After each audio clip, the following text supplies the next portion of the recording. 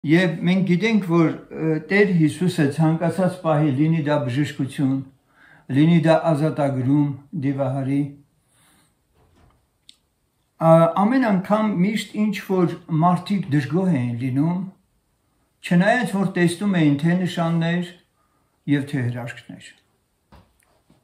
Եվ այստեղ հերթական դերվագում մենք տեսնում ենք, որ Տեր Հիսուսը դարձյալ Աստծո հոգովը դև էր հանում։ Սակայն երբ որ այդ դիվահարը բժշկվեց, այնուամենայնիվ շրջապատում այդ դիվահարի բժշկությունն այդքան իրանց համար չկարևորվեց, որքան թե ինչպես արեց Տեր Հիսուսը դա։ Եվ ահա թե ինչ են ասում։ Նրա մասին ասեցին, որ նա դևերը ուրիշ բանով չի հանում, բայց միայն դևերի իշան Բելզեբուբի ձեռով։ Շրջապատում ոչ թե նրանց հետաքրքրեց այս անձնավորության ազատագրումը դևից, այլ թե ինչպես է ինքը դա կատարում։ Եվ այդպիսի գնահատական տրվեց, որ Տեր Հիսուսը այդ դևերից մարդկանց ազատում է Բելզեբուբի ձեռով։ Այսինքն սա նշանակում է ինչ էին ուզում ասել, Հիսուսին ուզում էին ասել, որ դու սատանայի հետ համագործակցում ես։ Չկա ավելի ծանր մի հանցանք, երբ որ անձնավորությունը Աստծո գործը սատանայի գործը համարում։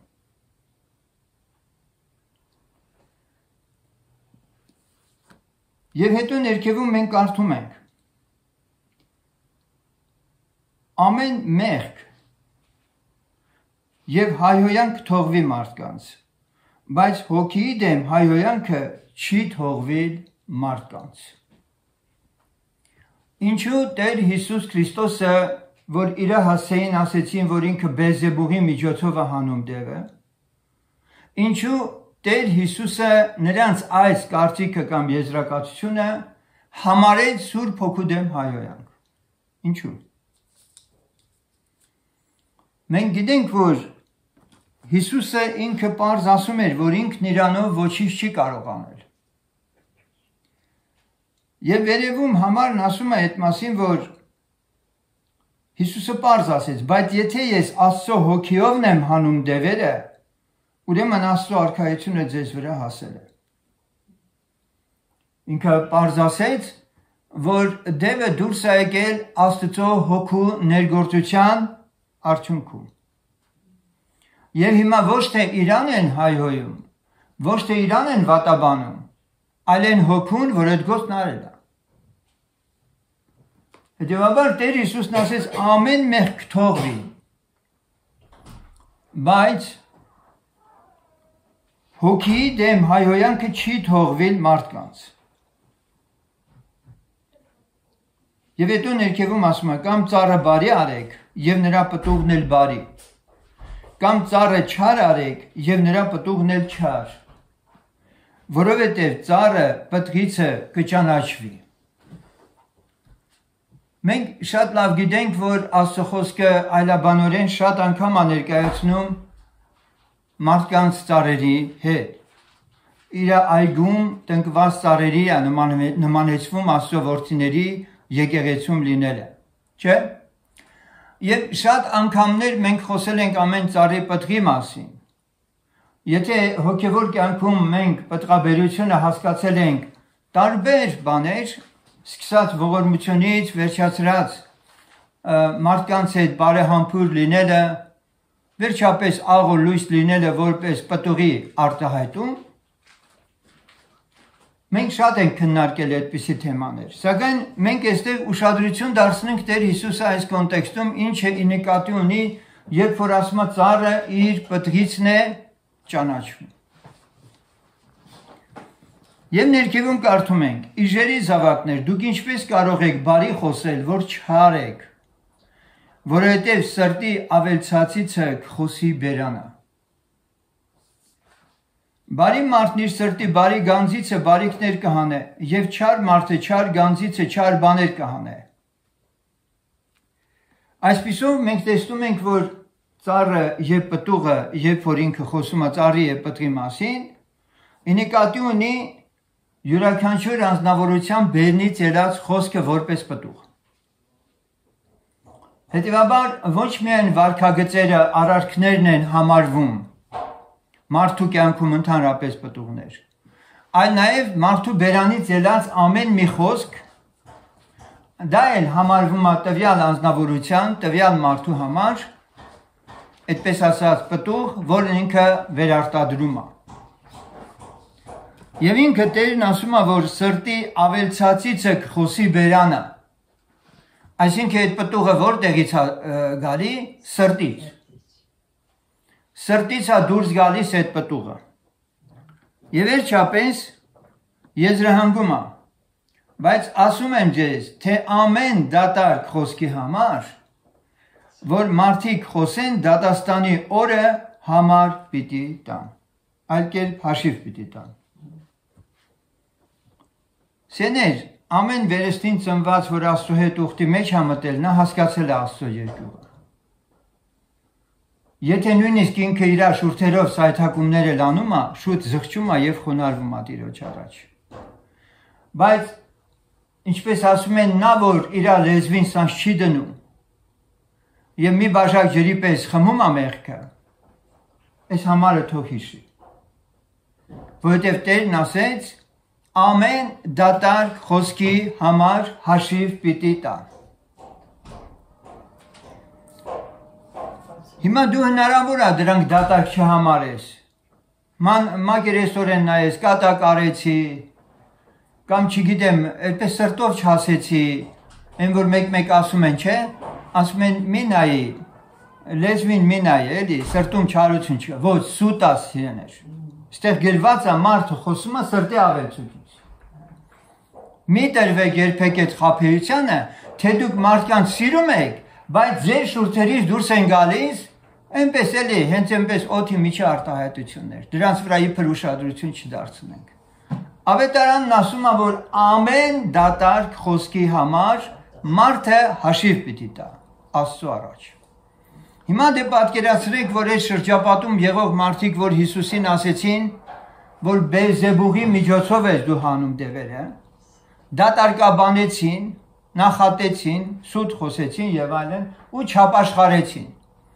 Հիմա սրանք պիտի կանգնեն եկուս միսօրը կամ արդեն որ հարություն պիտի լինի։ Կանգնելու են Տիրոջ առաջ եւ Տերը պիտի ասի դու էիր ինձ ասում որ Բելզեբուղի միջոցով էի անում։ Չի մոռացվել այդ ասածը։ Հասկանում եք, որովհետեւ գրված է հաշիվ պիտի տան ամեն մարդիկ իրանց բերնից ելած խոսքերի համար։ Ավելին, նույնիսկ իրանց մտքերի ու խորհուրդների համար են հաշիվ տալու, որոնք նույնիսկ չի էլ բարձրաձայնվել։ Ամենք այսպիսի երկյուղ ունենք այդ Աստծուց եւ մենք հավատում ենք, որ սա հենց այնպես չի գրված։ Նրանք, ովքեր մատների արանքով են նայում հավատքի կյանքը, դա իրանց խնդիրն է։ Եվ այսօր մեր կյանքում մենք ունենք իսկապես Աստծուց երկյուղ եւ ուզում ենք մեր կյանքն անպայման դասավորվի Աստծուն հաճելի, ինչպես գրված է, որ ձեր բերնի խոսքը լինի աղով համոնված։ Հիմա սիրելիներ, մենք պիտի խոնարհվենք եւ Տիրոջը պիտի կանչենք եւ մեր սրտերը պատրաստենք այսօրվա պաշտամունքին քարոզ լսելու, որի վերնագիրն է քո խոսքը։ Աղոթքով գանք Տիրոջ առաջ։ Սիրելիներ, մենք գիտենք, որ Աստված երբ որ կամեցավ իր կամքը հայտնել մարդկությանը իր հետ հարաբերվելու համար, մեկին կանչեց Սարը եւ նրան տվեց 10 պատվիրաններ։ Դա Մովսեսն էր։ Իսրայել ժողովրդի մեջ Տերը կամեցավ ուխտի մեջ մտնել եւ Իսրայելից էլ հարցում արավ, արդյոք ուզում են, որ նա իրենց Աստվածը լինի։ Եվ Իսրայելը պատասխանեց Մովսեսին, որ այո ուզում են, Մովսեսը հաղորդեց Եհովային, եւ Եհովան Իսրայել ժողովրդի հետ ուխտի մեջ մտնելով տվավ նրանց իր օրենքները, 10 պատվիրանները։ Այդ 10 պատվիրաններից ես ուզում եմ, որպեսզի հատկապես մեկ պատվիրանի վրա այսօր ուշադրություն դարձնենք, որը շատ հավատացյալների կյանքում մի տեսակ անտեսվում է եւ ավելին ոչ միայն անտեսվում է, այլ նաեւ որոշ ինտերպրետացիաներով, մեկնաբանություններով այլ կերպ անկալվում։ Ելից 20-րդ գլխի 16-րդ խոսքում մենք կարդում ենք այսպես է գրված, 20-16-ը։ Քո դրացու դեմ սուտ վկայություն մի անիր։ Այո, շատ հստակ է գրված, քո դրացու դեմ սուտ վկայություն մի անիր։ Որոշները գուցե մտածեն, որ սա ընդամենը խոսում է վկայություն անելու մասին եւ այստեղ սուտ խոսելու մասին իբրև թե հրահանգ չկա, որ սուտ չի կարելի խոսել։ 23-րդ գլխի նույն ելից գրքի 1-3-ում լսում ենք. Սուտ լուր չտարածես, անօրենի հետ ձեռքը չդնես, որ անիրավ վկա դառնաս։ Չարություն անելու համար բազմությանը չհետևես եւ չխոսես դատաստանի մեջ իրավունքը ծռելու համար շատերի ետևից խոտորելով։ Մենք այստեղ բաներ ենք լսում, սիրներ, որոնք իրականում ամեն մեկիս համար անհրաժեշտ է, որպեսզի մենք իսկապես ասենք, որպես Աստծուց եղած հրահանգ, խոսք մի հատ լավ մարսենք։ Կոնկրետ այստեղ մենք կարդում ենք սուտ լուրջ տարածելու մասին։ Այնտեղ մենք լսեցինք, որ պետք չէ, որ քո դրացի համար դու սուտ վկա լինես։ Հասկանալի է, չէ՞, վկա, սուտ վկա։ Միաժամանակ շարունակում է մի քիչ ավելի բացահայտել, թե ինչու սուտ լուրջ տարածել։ Այսինքն չճշտված, այդպես ասած, լուր տարածել։ Անօրենի հետ ձեռքը չդնես, որ անիրա վկա դառնաս։ Բացահայտում է սուտ վկանով է։ Սուտ վկան անօրենի հետ ձեռքի տված մեկն է։ Չարություն անելու համար բազմությանը չհետևես։ Հիշենք, որ Իսրայելի մեջ, երբ որ Տեր Հիսուսը իր գործը ավարտում էր, ամբողջը կանգնած խաչը հանի, ասում էին, չէ՞ Հիսուսին։ Այսինքն ժողովուրդը հետևում էր ինչին, բազմությանը։ Եվ այստեղ ասում է չարության համար բազմության հետևից մի ընկիր։ Մի մտածի, որ եթե այդ բազմությունը մի ինչ-որ միտք արտահայտում, մի ինչ-որ ծրագիր ունի, ես էլ գնամ այդ ծրագրի մեջ։ Եվ բազմության եւ չխոսես դատաստանի մեջ իրավունքը ծռելու համար շատերի ետևից խոտորելով։ Շատ մարդիկ կան, որոնք դատարաններում փողի դիմաց կարողանում են իրավունքը ծռել։ Ճիշտ է, որպես վկաների։ Այսպիսով մենք տեսնում ենք համարներ, որոնք Աստված ինքն ասում է, որ իր հետ ուխտի մեջ մտած մարդը ինքը ուշադիր լինի իր կյանքում, որովհետև գայթակղիչ ամենատարբեր մեթոդներով հնարավոր է ընկնի ծուղակը։ 7-րդ խոսքում արդեն ավելի պարզ ենք լսում։ Սուտ խոսքից հեռու կաց եւ անմեղին ու արդարին մի մերցնիր, որովհետև ես չարին չեմ արդարացնիլ։ Սուտ խոսքից հեռու կաց եւ անմեղին ու արդարին մի մերցնի։ Սուտ խոսքից ետ կաց։ Սուտ խոսքից ետ կենալը մենակ սա չի, որ ես սուտ չխոսեմ։ Այլ նա է, որ եթե մեկը սուտ է խոսում, ես դրանից պիտի հեռու քաշվեմ։ Ետ պիտի կենամ, կապ չունի, եթե ես զգուշ եմ սուտ չխոսելու, բայց նաև ստախոսին ես չպետք է տեղ տամ իմ կյանքում։ Ստախոսը պիտի մեժված լինի իմ շրջապատում։ Հասկանալի է, չէ՞։ Հիմա, քանի որ մենք արդեն մի քանի համարներ լսեցինք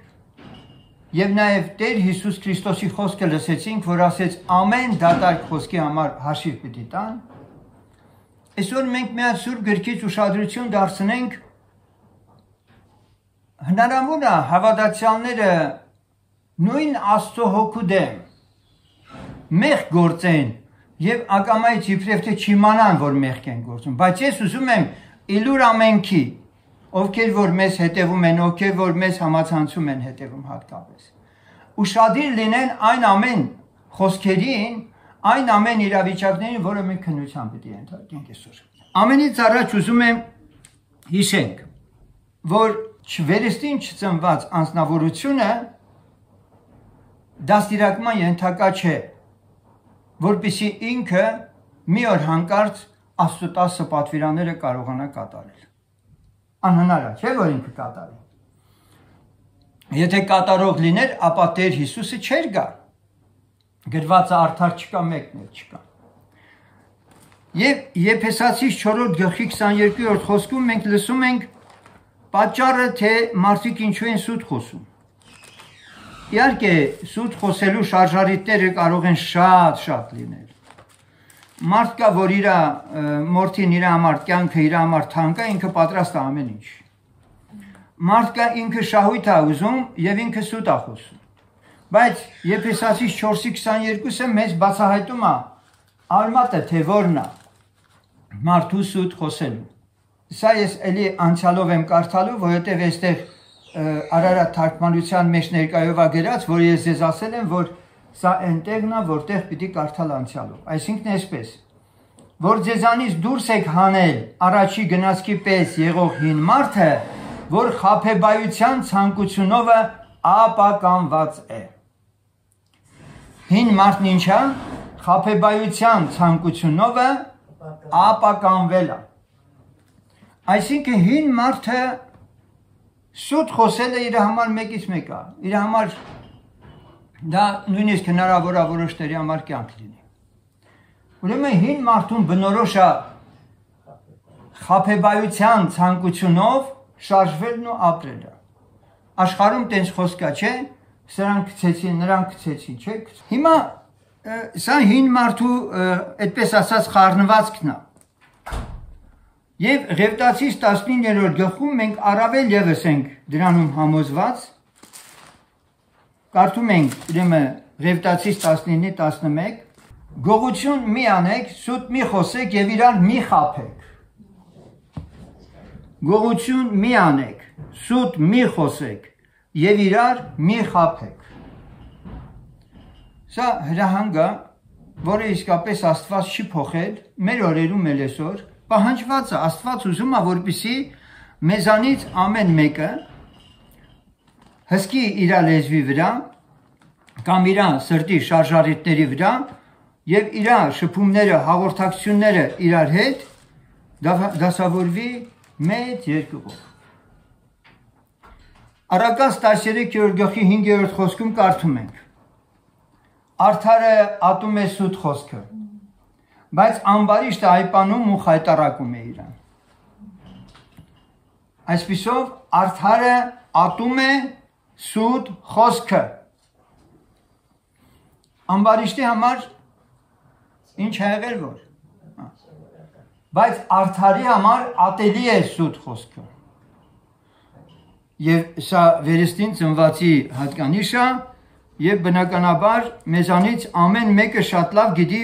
ինչը պետք է ինքը սիրի, ինչի հետևից պիտի գնա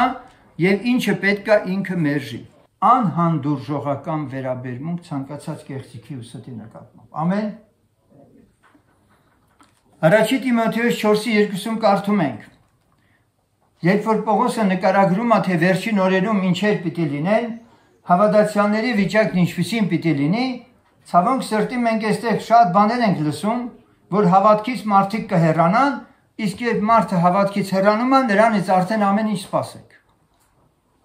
Նրանից ամեն ինչ չկա ավելի դաժան մեկը այս աշխարհում։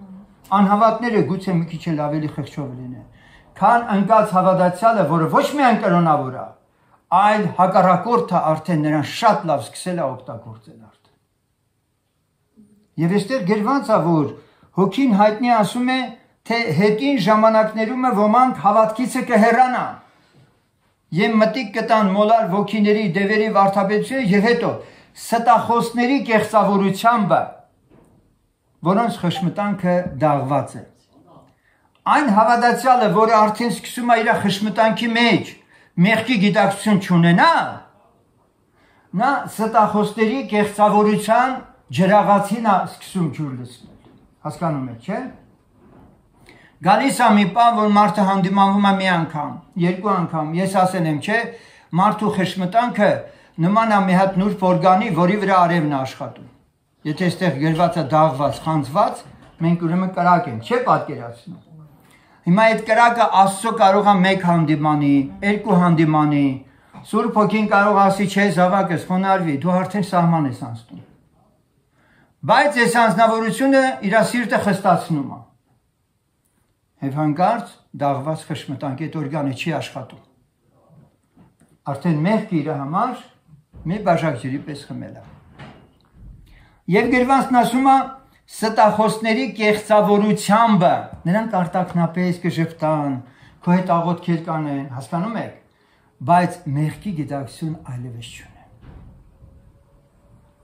Նրանց խշմտանքը դաղված է։ Նրանք չեն հասկանում մեղքն ինչ բան է։ Հիմա սիրելիներ,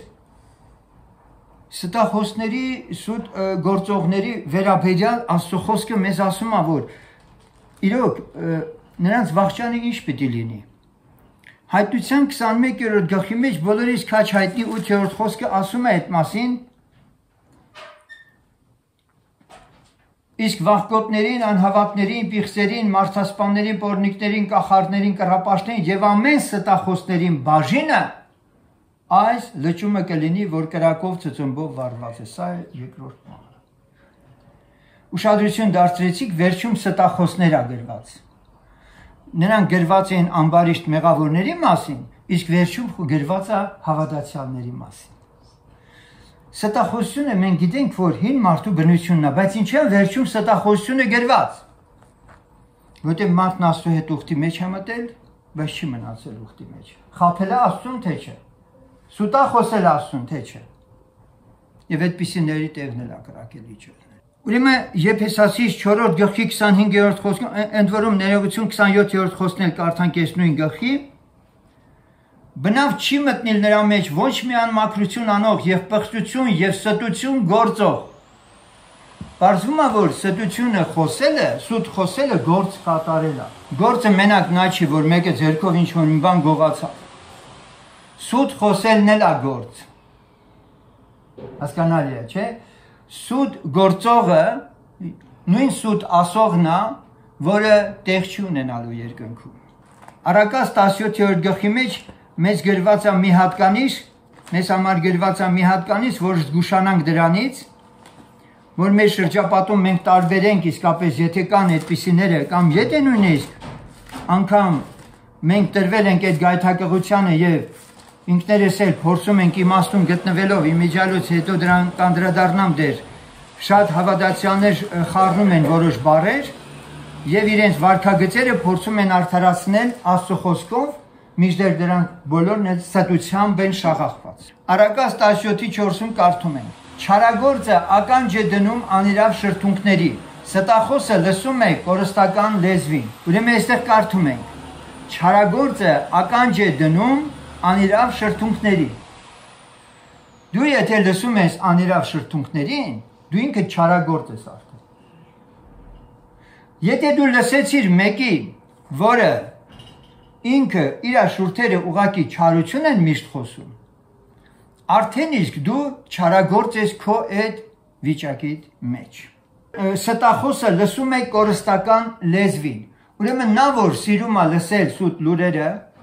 կամ լսում է ստախոսին, ինքը սիրում է կորստական լեզուն։ Հասկանալի է, չէ՞, մենք քիչ առաջ լսեցինք, որ արդարը ատում է սուտ խոսքը։ Եվ քանի որ հայտնության գիրքը մեզ շատ պարզ խոսում է այդ մասին, որ սուտ խոսողը երկինք չի մտնելու, ստախոսները, ստագործները իրոք դատապարտելի են, եկեք կրկին նայենք Եփեսացիս 4-րդ գլխի 25-րդ խոսքը։ Եփեսացիս 4:25 Նրա համար դեն գցելով ստությունը, խոսեցեք ճշմարտությունը ամեն մարդ իր ընկերի հետ, վասնզի իրար անդամ են։ Դեն գցել ստությունը, խոսել ճշմարտությունը ամեն մարդ իր ընկերի հետ, ինչու, որովհետև մենք իրար անդամներ ենք։ Եթե իրար անդամներ ենք, ապա դա նշանակում է, եթե սուտը շրջում է մարմինների մեջ, այդ եկեղեցին վերջում դատապարտվելու է։ Հետևաբար սիրելիներ, քանի որ մենք այսքան համարները լսեցինք ընդամենը այն ամենի մասին, որը վերաբերում էր ստություն խոսողին, ստություն գործողին եւ նրանց դատապարտելի լինելուն, մեզ համար շատ անհրաժեշտ է, որպեսզի մենք մի հատ քննենք մեր անձերը։ Արդյոք չկան սիտուացիաներ, երբ որ մենք, օրինակ մեկը բացահայտվել է ինչ-որ մի հատ մեղքի մեջ, այն որ ասում են հանցանքի վայրում բռնել ես, չէ՞ ձեռից, ասում է չէ, ես չեմ։ Կամ թեկուզ հավատացյալը հանդիմանվում է ինչ-որ մի պարագայում, բայց ինքն ուզում է ինչ-որ ձևերով խլստալ, սա հաճելի չի Տիրոջ։ Սա զզվելի է Տիրոջը։ Եվ բար հանդիմանվեցիր խոնարհվի։ Բայց եթե դու վատ ես զգում խոնարհվելուց, քեզանից ի՞նչ քրիստոնյա։ Դրա համար սերներ, հենց հոգևոր մարդը տարբերվում է սրանով, որ երբ որ հանդիմանվում է, օրինակ Պետրոսը երբ որ Պողոս առաքյալից հանդիմանվեց, հակառակեց հետո էլ կասի մեր սիրելի եղբայր Պողոսը, չէ՞, պատահական չի գրված, որ ես ու դու իմանանք, որ Պետրոսը մաղթ չունի Պողոսի նկատմամբ։ Ուրեմն սերներ, այսօր մենք ուզում ենք, որպեսզի մի հատ լավ վերանայենք մեր ընթացքը, հատկապես խոսելու, մեր վարքագիծը ճշտելու համար։ Արդյոք ամեն տեղը, որ մենք կարողանում ենք ճիշտ խոսել կամ ճիշտ խոսող մարդկանց շրջապատում ենք, մեր համար ատելի է սուտը, մենք եղած պարագաներում կարողանում ենք համարձակ հանդիմանել կեղծիքը, սուտը, թե ուղղակի կամ էլ թեկուզ որ հանդիմանելու էլ չի, խույս տալիս ենք այդ անձանցից, թե չէ։ Թող Աստված օգնի, երկրորդ հատվածում մենք ավելի բաներ ունենք լսելու դեռ, աղոթ կանենք, գանք Տիրոջ առաջ։ Փառք մեր Տիրոջը, որ Աստված իր սերը, իր Սուրբ Հոգով մեր սրտերի մեջ արտահայտում է, եւ նրա քաղցրությունը մենք զգում ենք մեր հոգիների մեջ։ Եվ նա որ ճաշակել է Աստծուն, ինչպես գրված է, ճաշակեցեք ու տեսեք, որ Տերը քաղցր է։ Հանուն այդ քաղցրության շարունակականությունը վայելելու, նա իրականում կարողանում է հասկանալ Աստծո խոսքը եւ մնալ դրա շրջանակներում։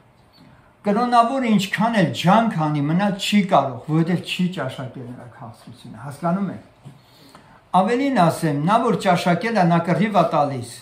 նա պայքարում է, նա չի հանձնվում, երբ որ հանկարծ իր ձեռքից այդ քաղցրությունը, սերը հանկարծ վտանգված է խլվելու, այսպես ասած։ Ուրեմն սերներ, ես չի կարող նաև չխոսել գլոբալ մի ստի մասին, որ կարող է ոչ թե մի անհատ մենակ ինքը իր կյանքում սուտ խոսի, այլ մի ամբողջ ազգ։ Հնարավոր է, որ մի ամբողջ ազգ լինի ստախոս։ Կրետացիների մասին Տերը օրհնի, շատ պարզ գրված է, առաքյալը բնութագրում է, ասում է կրետացիները ստախոսներ են։ Դատարկաբանություն սիրում են, դատարկափորներ են, այսպես ասած։ Հասկանում եք։ Այսինքն հնարավոր է, որ մի ամբողջ ազգ ստության, հավանության տված լինի։ Եկեք հեռու չգնանք, որ մեր ժողովուրդը իր դավանած կրոնի մեջ ստության մեջ թաղված է։ Այդպես չի սենի։ Նա հակված է սուտ ավանդություններին տրվելու, բայց ոչ ճշմարիտ Քրիստոսում։ Հետևաբար պատահական չի, որ Աստծո խոսքի մեջ Երեմիա մարգարեն դիպուկ կարծես մեր ժողովրդի համար էլ նույնն է ասում, ինչ որ ժամանակին Տերը ասում էր Իսրայելի համար։ Ուրեմն Երեմիա 6-րդ գլխի 19-րդ խոսքում կարդում ենք.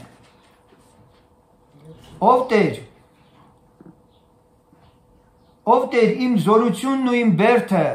եւ իմ ապաստանարանը նեղ օրումը ազգերը երկրի ծայրերից քեզ մոտ են գալու եւ ասեն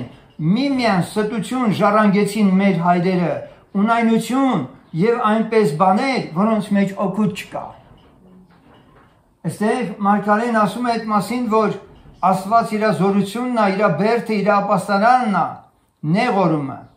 եւ նաեւ մի վկայություն, որ ազգերը երկրի ծայրերից Աստծուն են գնալու ճշմարիտ եւ խոստովանելու են,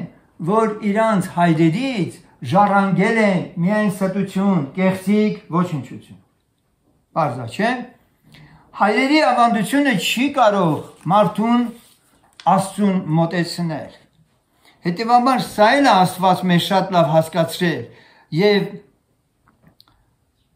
մենք որովհետեւ կարևորում ենք Քրիստոսի հետ կենթանի հաղորդակցության խնդիրը եւ շարունակաբար նրանք ովքեր որ ցանկություն են հայտնում հաճախ նաեւ մեր մեջ գտնվելու մենք բացատրում ենք, ասում ենք, որ սա Քրիստոսի եկեղեցիներ կոչվող իսկապես Քրիստոսի աշակերտներ անունը կրող անձիկ ենք մենք եւ ուզում ենք որպեսզի մենք բոլորս էլ Աստծո խոսքի համահունչ մեկ շունչ մեկ հոգով առաջ շարժվենք եւ մարդիկ հաճախ լինում են որոնք խանդավառված տարբեր շարժարիտներով որոնց մենք միջև վերջ չենք կարող իմանալ բնականաբար համաձայնում են որ գիտեք ինչ մենք հեսա էլ փնտրել ենք եւ երբ որ հարցնում ենք բա ինչ եք ձեր եկեղեցին լքեն բայց ճշմարտություն ենք փնտրում գտանք այստեղ հա գտանք ժամանակի ընթացքում խանդավառությունն անցնում է տալիս ենք 1 տարի 2 տարի ինչքան ժամանակներ մեկ էլ հանկարծ այդ անձնավորությունը չկա հիմա ես հարց եմ տալիս ինքը ուխտի մեջ մտավ ինքը եկավ Քրիստոսի եկեղեցու մեջ ինքը Քրիստոսի մարմնի մի անդամը դարձավ ճիշտ է հա լավ եթե ինքը աճելի իմաստ ուներ ուրիշ տեղ կարգի այդպիսին է աղոթք պիտի աներ եկեղեցին նրան արձակեր ինչպես որ պատասխանատվության եւ այլ խնդիրների մասին ենք նաեւ կարդում Սուրբ Գիրքն էլ այդպես մեզ վկայում դա լավ բայց եթե անznավորությունը նորից շարունակում է ուրիշ տեղեր թափառել եկեք մի հատ խորքային առումով նայենք ինքը խաբված չի ինքը սուտ չի գործում իր կյանքում ստության հետևից չի ընկած եւ սա ամենամեծ ողբերգությունն է մեր օրերի այսօր որ մարդիկ իրականում մտածում են այսպես որ կարող են իրենց միտքը հաճեցնել եւ լինել ցանկացած տեղում որտեղ որ իրենք են ուզում եւ շփվել ամենատարբեր հարանվանությունների հետ բայց այդպես էլ չհաստատվել ոչ միտեղ հասկանում եք չէ եւ հավատացյալների այս տեսակները երբեք մտքով չեն անցկացնում որ Աստծո առաջ խոսմունք, երդմունք կամ չգիտեմ ինչ որ սուտ մի այդպես արարք են գործել, որ Տիրոջ առաջ պիտի հաշիվ տան, որովհետև գրված է ամեն դատարկ խոսքի համար։ Ամեն դատարկ խոսքի համար դու հաշիվ պիտի տաս։ Ուրեմն սիրելիս, հավատացյալը եկեղեցում հովի, եկեղեցու անդամների նկատմամբ պատասխանատվություն է կրում։ Պարտավորություններ ունի նաև։ Բայց եթե ինքը սկզբում դրանք ընդունելուց հետո մեկ օր էլ հանկարծ գորում ու գոյություն չունի, չկա այլևս ինքը, բայց ինքն այո եւ ամեն է ասել։ Կարծում եք ինքը հաշիվ չի տալու այն օրը որ պիտի կանգնի Աստծո առաջ։ Հաշիվ է տալու։ Որովհետեւ երկրի վրա ոչ մեկի հետ մարդ ոչինչ չպետք է ունենա, ոչ մեկին ոչինչ պարտք չպետք է մնա, չէ՞ գրված է այդպես։ Հիմա քանի որ մենք այս մասը շատ ենք կարևորել ուզում եմ որպեսզի նաև պատճառները հասկանանք։ Որն է պատճառը, որ այսպիսի անձիկ, օրինակի համար շատ դեպքերում սուտ խոսելը խորագիտության հետ են խառնում։ Խորագիտությունը, խորամանկությունը խաբար չէ։ Իրանց խորագիտությունը, խորամանկությունը խաբար չէ։ Եվ սրտեր քննողը միայն գիտի որ այս անձնավորության շուրթերից ելած խոսքը կամ նրա քայլերը, մաներաները, այսպես ասած, ինչ հիմք ունի, արմատը որն է։ Եվ այս երկրորդ բաժնում ձեզ բոլորիդ քաշտանոտ մի տեղ եմ ուզում Սուրբ Գրքից ներկայացնել, շատ ուշադիր պիտի լսենք, որը բացահայտում է շատ հարցերի պատասխաններ։ Թե ինչու եկեղեցիներում շատ հավատացյալներ անլուրջ են։ Եվ նրանք չեն կարողանում հաստատվել կենթանի Աստծո խոսքի մեջ եւ աճել սրբության ու կատարելության մեջ։ Այդ տեղը բոլորիդ քաշտանոտ գործ կարակելոցում է գրված։ Բազմաթիվ անգամներ մենք անդրադարձել ենք դրան, բայց այսօր ես ուզում եմ մեկ ուրիշ տեսանկյունից մոտենանք այս խնդրին։ Ուրեմն գործ կարակելոց 5-րդ գլխի մեջ մենք լսում ենք նախ 4-րդ գլուխն ավարտվում է դրանով որ առաքյալների ոտքերի մոտ էին բերում իրենց ստացվածները առաքյալները ում պետք է լինում բաժանում էին այնտեղ խոսք է գնում Բարնաբասի մասին որ միագարակ ուներ վաճառեց բերեց դրեց առաքյալների ոտքերի տակ եւ մի մարդ անունը Անանիա իր սափիրա կնոջ հետ կալվածք ծախեց եւ նրա գնիցը թաքցրեց որ կինն էլ գիտեր Եվ մի բաժինը բերավ առաքյալների ոտների մոտ դրավ, եւ Պետրոսը ասեց. Անանիա, ինչու համար Սատանան քո սիրտը լցրեց, որ դու սուտ խոսես Սուրբ Հոգուն, եւ ագարակի գնիցը թաքցնես, չէ որ նա որ կենում էր քոնն էր եւ ծախվածն էլ քո իշխանության տակ էր, ինչ է որ այս բանը դրիր քո սրտի մեջ, ոչ թե մարդկանց սուտ խոսեցիր, այլ Աստծուն։ Շեներ, մենք խոսել ենք այդ մասին, այստեղ մեկ անգամ եւս սա հստակ խոսում է, որ 10-րդի գաղափար չկար, որովհետեւ ասում քոնն էր, քո իշխանության տակ էր, ինչպես ուզեիր կվարվեիր, ճիշտ է։ Բայց իմ ուշադրությունը եւ ձերը ուզում եմ հրավիրել սրա վրա։ Անանիան եւ նաեւ հետագայում, որ մենք կարդում ենք իրականոջ մասին է, երկուսն են Սուրբ Հոգով մկրտվածներ էին։ Գտնվում են մի եկեղեցում, որը տվյալ դեպքում մենք տեսնում ենք առաջնորդում էր Պետրոս անձնավորությունը։ Եվ երբ որ այս ամենը արվեց, տեսեք, Պետրոսը ասեց. Անանիա, ինչու համար Սատանան քո սիրտը լցրեց, որ դու սուտ խոսես։ Նշանակում է, խոսելու նախաձեռնությունը ումն է եղել, Անանիային է եղել։ Ագարակի գինը բերել է դրել ոտքերի մոտ ու ասել է ես ագարակ եմ վաճառել, այս ամբողջ գումարը բերել եմ այստեղ։ Հասկանում եք, չէ՞։ Հիմա Պետրոսն ասում է, ինչու Սատանան քո սիրտը լցրեց, որ դու սուտ խոսես, Սուրբ Հոգուն։ Սուրբ Հոգուն։ Եվ ագարակի գնիցը թաքցնես։ Հիմա սա չի կարող պատասխանել, որովհետև վերահանվել այդ վիճակը։ Որն էր Անանիայի հիմնական մեղքը։ Ինչ եք կարծում։ Եթե ասենք, որ Անանիան տեղյակ չէր Սուրբ Հոգուն, ինքը միջև այդ իր սրտում ազատ է եղել։ Սատանան իր սիրտը չի գցել այդ գաղափարը, որ կեսը պահի, կեսը տուր ու ասա լրիվ եմ տալի։ Անանիան ու Սապիրան Աստծո առաջին հաճելի մարդիկ են եղել։ Այդ պահի տակ է, որ այդ Սատանան կարողացել է մուտք գործել Անանիայի եւ Սապիրայի սիրտ։ Սա նշանակում է եւ Անանիան եւ Սապիրան եկեղեցու Սուրբ Հոգու գործին լավ էլ տեղյակ են եղել։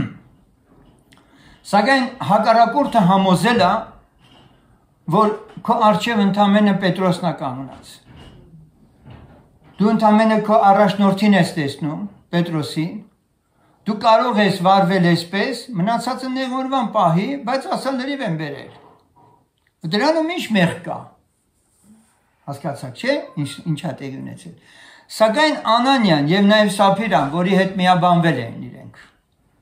գրված է միաբանվել էին։ Իրանք մոռացել են մի կարևոր բան, որ եկեղեցու առաջնորդը Պետրոսը չի, Սուրբ Հոգին է։ Հիշում եք Եփեսոսի հովիվներին, որ հավաքեց Պողոսը, հովիվներին ասեց, որ Սուրբ Հոգին ձեզ տեսուչներ, վերակացուներ դրավ եկեղեցուն։ Ով դրավ? Սուրբ Հոգին։ Ուրեմն եկեղեցին աճեցնողը, ինչպես նաև մենք գրված է, որ մենք հասակ ենք առնում, աճում ենք, ինչպես թե Քրիստոսի ձեռով, այսինքն Աստծո հոգով գրված է։ Ուրիշ տեղում որ կարդում ենք։ Հիմա եթե մենք աճում ենք Աստծո հոգով, եկեղեցին Սուրբ Հոգու պարգևները զարդարվում է Քրիստոսի նման հասակին հասցնելու համար, հետևաբար եկեղեցու հիմնական առաջնորդը դառնում է Քրիստոսի ինքը եւ Սուրբ Հոգին, որի առջև սուտ խոսել չի կարելի։ Տեսեք ինչպիսի հարված եղավ մի անգամից։ Ինչպիսի հարված եղավ։ Եվ մի անգամից մենք կարդում ենք, որ այս խոսքերը որ լսեց, Աստծո Սուրբ Հոգին շանս չտվեց Անանիային, ոչ էլ Սապիրային։ Եվ Անանիան հենց որ այս խոսքը լսեց, վայր ընկավ եւ հոգին հանեց, եւ մեծ վախ եղավ ամենքի վրա, որ այդ լսեցին։ Երիտասարդներն էլ վեր կացան, պատանեցին նրան եւ տարան թաղեցին։ Եվ եղավ, երբ որ 3 ժամի չափ անցավ, նրա կինը, որ չգիտեր եղածը, ներս մտավ։ Ձեզ չի զարմացնում, որ հենց մի անգամից պատանեցին ու տարան թաղեցին։ Ոչ մի հատ մահվան վկայական, ոչ մի հատ այսօրվա ասենք իշխանությունների հետ կապված հարաբերություն բան չկար։ Այսինքն եկեղեցին ինչ ուներ։ դատաստան անելու իշխանություն ուներ։ Այսօրվա հավատացյալները, եկեղեցիները սա չեն կարող հասկանալ, որ մարդը սուտ խոսելու համար եկեղեցում հնարավոր է մեռնի։ Այսօր սա չկա։ Ինչի չկա, որովհետև հարցը սա է դեռ Սուրբ Հոգին այդ եկեղեցիներում ներկա է, թե չէ։ Եթե կատարյալ Սուրբ Հոգու ներկայությունը լինի, ապա ինչպես գրված է Տերը իր դատաստանը իր տնից է սկսում։ Եվ շարունակության մեջ մենք կարդում ենք, որ եկավ կինն էլ։ Ասիր ինձ, Պետրոսը նրան ասեց, ասիր ինձ, թե այն չափի ծախեցիք ագարակը, նա էլ ասեց, այո, այն չափի, ուրեմն չափի մասին խոսք է գնացել։ Պետրոսն էլ ասեց, ինչ է որ միաբանեցաք դուք, որ Տիրոջ Հոգին փորձեք, ահա քո մարդը թաղողների ոտները դռան մոտ են, քեզ էլ կհանեն, եւ նա իսկույն վայր ընկավ նրա ոտների առաջին եւ Հոգին հանեց։ Երիտասարդներն էլ ներս մտան նրան, մեռած գտան եւ հանեցին իր մարդի մոտ թաղեցին։ Եվ մեծ ահ եղավ բոլոր եկեղեցու վրա եւ ամենքի վրա, որ այս լսեցին։ Գիտեք, այս հատվածը շատ անգամներ որ կարդացել եմ, ինձ չի բավարարել ոչ մի մեկնություն, ինչքան որ լսել եմ։ Շատերն ասում են Տերը, որպեսզի եկեղեցին իսկապես հիմք էր դնում, պետք է վահով, երկյուղացությամբ, սրբությամբ հիմք դներ եւ դրա համար այսպես խիստ վարվեց։ Ոչ, սրանք ուղղակի մարդկային մեկնություններ են, սիրելիներ։ Այդ Տերը չի փոխվել, ցանկացած եկեղեցի, որ հաստատում է նույն ձևով չի հաստատում ինքը։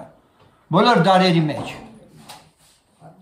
Եվ մենք շարունակականություն ենք ուզում հասկանալ առաջի դարի եկեղեցին ու 21-րդ դարի եկեղեցին։ Որովհետև մի անգամ Տերը իբր հաստատել եկեղեցի եւ նրա շարունակությունն է այսօր աշխարհի բոլոր քրիստոնյան, սա սուտ է ու կեղծիք է։ Ամեն տեղ Աստված ինքը նույն օրիգինալ եղանակով է հիմնում իր եկեղեցին։ Այդ եկեղեցին հետո ինքը կգնա իր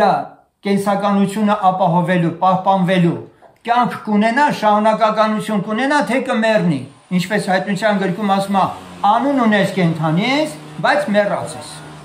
Եվ հիմա մեռած եկեղեցիներում էլ Տերը ում վերցնի, ասեք ում։ Մեռած եկեղեցիներում Տերը ում խփի, ում ասի սուտ ես խոսում։ Եթե տենց էլի պետք է ջնջի բոլորին, չէ՞։ Դրա համար այստեղ արդեն գործում է ուրիշ օրենք, կամ իրենը չեն իրենք այդ հոգիները, կամ Տիրոջ երկայնամտությունը այդ գավիթներին, որովհետև եկեղեցի չեն, գավիթ են, ընդամենը ունի մի քանի հոգիներ, որոնց հանելու է։ Հասկանալի է, չէ՞ ինչի մասնախոսք։ Գլոբալ առումով, երբ որ մենք ուղղակի ուզում ենք հասկանալ այս դիպվածը ինչ է տեղ ունեցել, մենք չենք կարողանալու դետալների մեջ գնալ, բայց միանշանակ մենք տեսնում ենք այստեղ ուրիշ մի եկեղեցու պատմություն, որը ես ու դու դեռ չենք տեսել։ Հասկանում եք, չէ՞, դե պատկերացրեք այդ եկեղեցում լինեիք, որտեղ Սուրբ Հոգու կատարյալ շնորհքը ներգործությունը այնքան հզոր է, որ տեսեք նաև գրված է, եւ առաքյալների ձեռովը շատ նշաններ, հրաշքներ են լինում ժողովրդի մեջ, ամենքը միաբան Սողոմոնի սրահում են եւ էլի եւ ուրիշներից են ոչ ոք չէին համարձակվում հարել նրանց, բայց ժողովուրդը մեծարում էր նրանց։ Այնպիսի երկյուղ կար, որ կամի հարց էր դրված, կամ դու պետք է այդ եկեղեցում սուրբ լինես,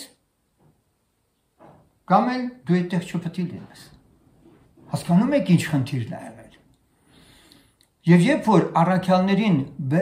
ձերբակալեցին, ասեցին այդ անունով մի խոսեք եւ այլն, եւ Գամաղիելն ասեց, թողեք, եթե այս գործը Աստծուց է, չեք կարող քանդեք։ Աստծո դեմ էլ կռիվ չեք կարող անեք։ Բայց եթե Աստծուց չի քանդվի անպայման սա։ Հիմա սիրելիներ, մենք ապրում ենք մի այնպիսի ժամանակներում, որ այս առաջի դարի այս սկզբունքները վաղուց արդեն պատմություն են, հարմարեցված են եկեղեցիներում մեկնություններով, որ դե այսպես, այնպես եւ այլն պիտի լիներ տարբեր մեկնություններով, բայց իմ ուշադրությունը հատկապես դառնում է սրա վրա, որ Տերը ասեց ամեն դատարկ խոսքի համար հաշիվ պիտի տաք։ Հիմա եթե այնտեղ Բելզեբուղ ասելու համար Տերը իրեն, որ ասեցին ինքը այդպես խոսեց, եւ նաեւ ասեց, ով որ Աստծո հոգու դեմ հայհոյանք անի, անշուշտ պիտի իրան չներվի, հաշիվ պիտի տա։ Մենք այստեղ նույնն ենք տեսնում։ Առաքյալն ասում է ում սուտ խոսեցիք դուք։ Սուրբ Հոգուն։ Հետո էլ ասում է մարդուն չխոսեցիք, հապա Աստծուն դուք սուտ խոսեցիք։ Սեներ թող Աստված օգնի մեզ յուրաքանչյուրիս, որպեսզի մենք նախ մեր տեղը դիրքը ճշտած լինենք, հասկացած լինենք, որ երկրի վրա մեկ անգամ ենք ապրում եւ մեկ տեղում գտնվելը մեր Աստծո կամքի համաձայն ուզում ենք, որ հայտնապես հստակ հաստատված լինելով որևէ այդպես կասկածների կամ երկմտանքների այդպես խնդիր չունենանք, միաժամանակ նաև հասկանանք մի բան, որ ամեն մեր վարքագիծը, մեր խոսքը Աստծո առաջ հիշատակված է եւ դրանով ոչ միայն դու ես ապրելու եւ նաև հակառակը, այլ նաև հնարավոր է վնաս բերվի նաև եկեղեցու։ Ինչպես կարդացինք, միմյանց անդամներ ենք, էլ միմյանց սուտ մի խոսեք։ Ճիշտ է, հիշում ենք այդ համարը նորից։ Թող Աստված օգնի սեներ մեզանից ամեն մեկին, որպեսզի ինչպես որ մենք Աստծո խոսքից իմանում ենք Հովանու 14-րդ գլխի մեջ, որ Աստված իր մեծ սիրով տեսնելով, որ մարդը իր մեղավոր բնությամբ, երբ որ մեղանչեց մարդը դրախտից վտարվեց, բնականաբար չի կարող մեղքից ազատ կյանքով ապրել, նա մեզ մեծ ողորմություն արել եւ ես ուզում եմ շեշտադրում անել հենց Հովանու 14-ի 13-ից 17-րդ խոսքերի վրա։ Եթե իմ անունով մի բան խնդրեք, ես կանեմ։ Եթե ինձ սիրում եք, իմ պատվիրանքները պահեցեք եւ ես հորը կաղաչեմ եւ ձեզ ուրիշ մխիթարիչ կտա, որ կմնա ձեզ հետ հավիտյան, ճշմարտության հոգին, որին աշխարհքս կարող չէ ընդունել, որ չէ տեսնում նրան եւ ոչ էլ ճանաչում նրան, բայց դուք նրան ճանաչում եք, որովհետեւ ձեզ մոտ է մնում եւ ձեզ հետ կլինի։ Այստեղ մենք տեսնում ենք, որ Աստված մեզ անկարող բոլոր ստախոսներից, որ հին մարդու մեջ են եղել, նա վերստին ծնունդ է տալիս, վերստին ծնունդ տալուց հետո անգամ ճշմարիտ ապրելու համար մեզ մենակ չի թողել, մեզ Սուրբ Հոգին է տվել, որ նա ասում է ձեր հետ է, ինչ է ինքը Սուրբ Հոգու գործունեությունը ճշմարտության հոգի է, ուրեմն դու չես կարող խոսել ճիշտ, եթե Սուրբ Հոգուց շարժված չլինես։ Միտքես հասկացաք հիմա որ մենք գրված է Սուրբ Հոգուց շարժված խոսեցին Աստծո մարդիկը, որովհետև Սուրբ Հոգին ճշմարտության հոգի է, եթե դու Սուրբ Հոգու հետ մտերիմ ես, դու չես կարող սուտ խոսել, եւ ահա քեզ պատճառը։ Այդ մարդիկ, որոնք թափառում են եկեղեցիներից եկեղեցիներ, նրանք Սուրբ Հոգու ճշմարտության հոգու հետ հաղորդ չլինելով, վկայություն չունենալով է, որ իրենց կյանքը դասավորում են ոնց ուզում են։ Հասկանալի է։ Իսկ ճշմարտության հոգին վաղուց քեզ փափագում է քո տեղը դնել, քո տեղը ցույց տալ, որտեղ որ ինքն է ուզում քեզ տեսնել։ Այսպիսով սեներ մեր սրտում կա այդ գոհությունը, որ Տերը իր Սուրբ Հոգով մեզ հետ խոսել է, մեզ հետ խոսում է, մեզ հաստատում է, մեզ զորացնում է, մեր եղած Տերը։ Ամեն, փառք Տիրոջի համար։ Հետևաբար մենք այսօր ոչ թե անարգում ենք Սուրբ Հոգուն, այլ նրան մեր կյանքում շատ ավելի տեղ ենք տալիս եւ հասկացել ենք,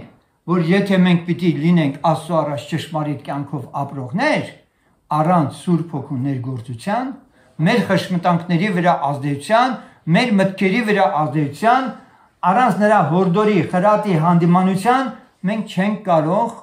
շարունակել։ Ասա է պատճառը, որ Տերը տարբերություն է դնում իմ եւ քո միջև կամ այն մեկի միջև, ով որ հանկարծ մտածում է, որ կարող է